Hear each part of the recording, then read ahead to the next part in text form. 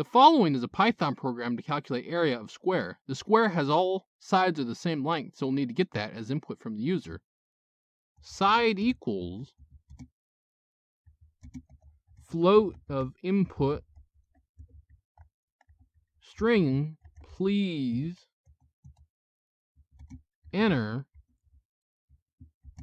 square side length, colon, space. Then area equals side times side. If we print area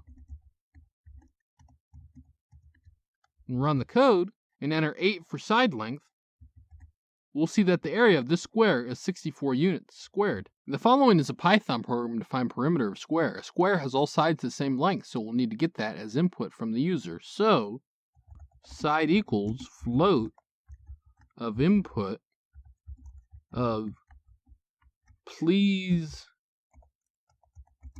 enter square side length,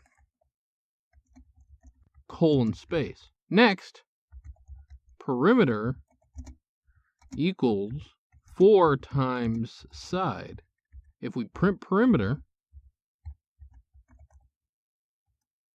and run the code and enter 2 for side length, we'll see the perimeter of this square is 8 units. This has been Jakubication. Like and subscribe to learn more.